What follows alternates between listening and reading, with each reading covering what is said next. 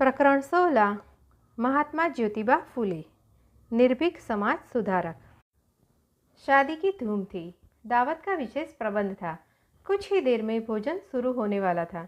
तभी अचानक लोग आपस में फुसफुसाने लगे। फिर यह फुसफुसाहट चर्चा बनी। धीरे धीरे स्वर तेज हुआ। किसी ने कहा, ब्राह्मणों की बारात में माली क्यों आया? हम माली के साथ खाएंगे। दूसरा स्वर, हम अपना धर्म बिगाड़ने नहीं आए हैं। तीसरा स्वर, और फिर सब ने शोर मचाया। बहुत हंगामा हुआ। अपने मित्र के घर विवाह में आए बालक ज्योतिराव से यह अपमान सहन न हुआ। वह चुपचाप घर लौट आए, लेकिन अपमान की आग भीतर ही भीतर सुलगती रही। वह सोचते रहे, समाज में यह भेदभाव क्यों है? सबको एक ही ईश्वर की संतान कहा जाता है, फिर यह घृणा क्यों? और उन्होंने मन ही मन तय किया कि जिस अज्ञानता के कारण लोगों के मन में इस भेदभाव ने जन्म लिया है, उसे वह दूर करके रहेंगे। ज्योतिराव का जन्म पूना में सन 1827 में हुआ था। उस समय शिक्षा का प्रचार कम था। फिर भी पिता गोविंद राय अपने बेटे को पढ़ाना चाहते थे। उन्होंने उसे स्कूल में भर्ती करा दिया, किंतु पुराने विचारों वाले लोगों ने इसका विरोध किया। मजबूर होकर गोविंद राव ने ज्योति का स्कूल जाना बंद कर दिया। गोविंद राव फूलों का व्यापार करते थे, इसीलिए लोग उन्हें फूले कहते थे। ज्योति ने पिता के साथ फूलों की माला बनाना शुरू कर दिया, लेकिन पढ़ाई की ज्योति तो ज्योति के मन में जाग चुकी थी। उसकी प्रतिभा देखकर गोविंद राव के मित्रों ने कहा, तुम लोगों की बातों पर ध्यान न दो, बेटे को पढ़ाओ। और गोविंद राव ने फिर से ज्योति को स्कूल में भर्ती करा दिया।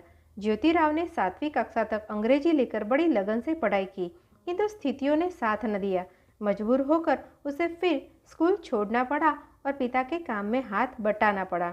इन्हीं दिनों वह अपमानजनक घटना घटी जिसने ज्योति के विचारों को नई दिशा में मोड़ दिया। उन्होंने सोचा कि यदि देश से समाज की अज्ञानता को दूर किया जा सके तो समस्या आसानी से हल हो जाएगी।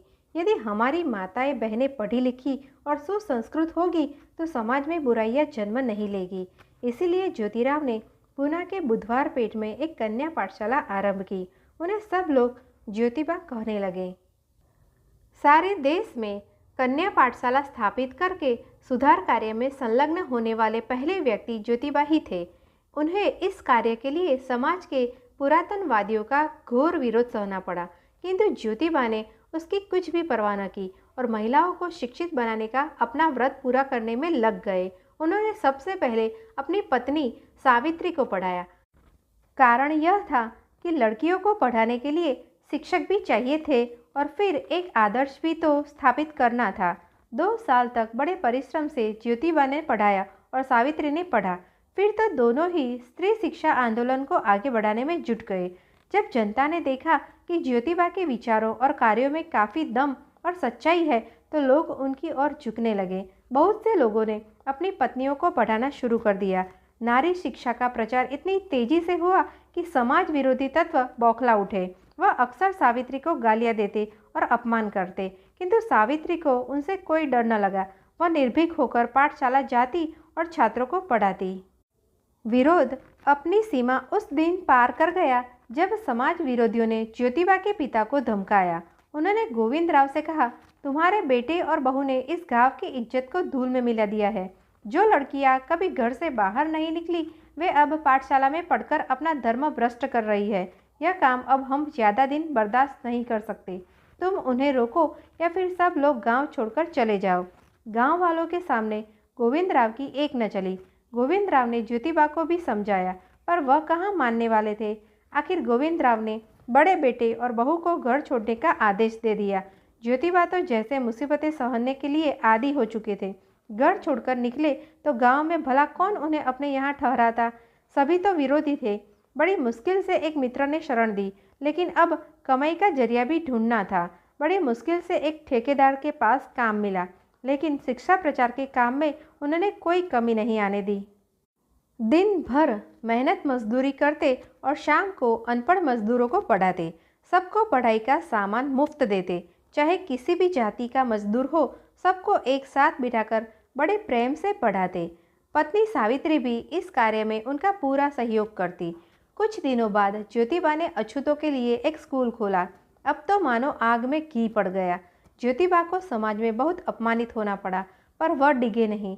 एक दिन 2 व्यक्ति उनकी हत्या करने आ पहुँचे, किंतु ज्योतिबा के दृढ़ चरित्र और प्रखर व्यक्तित्व से वे कांप गए। उन्होंने ज्योतिबा के चरणों में अपना मस्तक टिका दिया। ज्योतिबा ने उन दोनों को क्षमा कर अपने स्कूल में भर्ती कर लिया। उन्हीं में से एक घोड़ोराम इतना विद्वान निकला कि उसका सारे देश ने सम्मान किया। ज्योतिराव के लगातार प्रयत्न, निष्ठा और समर्पण ने आखिर समाज को नई दिशा देने में सफलता प्राप्त कर ली। उनके कार्यों के लिए ब्रिटिश सरकार द्वारा 16 नवंबर 1852 को उनका अभिनंदन किया गया। जो समाज अब तक उन पर थूकता था, उनको गालियां देता था, वही उन्हें विशाल जनसमूह के रूप में सम्मानित कर रहा था। पुत्र का ऐसा भव्य सम्मान होते देखकर पिता गोविंदराव का मन भर आया। उन्हें पुत्र के प्रति अपने व्यवहार के लिए बहुत दुख हुआ।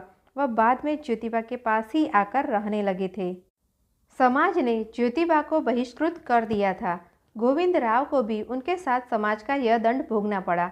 वह मरे तो अंतिम क्रिया के लिए उनकी जाति का कोई व्यक्ति न आया। ज्योतिबा ने समाज विरोधियों का मुकाबला करने का निश्चय कर लिया था।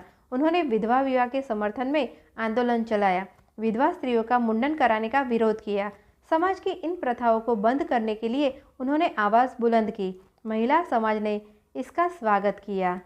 ज्योतिबा ने एक अनाथालय भी खोला। उनकी अपनी कोई संतान न थी, इसलिए एक बच्चे को गोद ले लिया। वह भी बड़ा होकर डॉक्टर बना और समाज सेवा के पवित्र कार्य के लिए समर्पित रहा। ज्योतिबा कहते थे, मनुष्य की योग्यता उसकी जाति पाति पर नहीं, बल्कि उसके संस्कारों से ही निश्चित की जाती है। उन्होंने इसी सिद्धांत पर अमल किया और समाज को नई चेतना दी। अपनी अंतिम सांस तक वह समाज सुधार के कार्य में लगे रहे।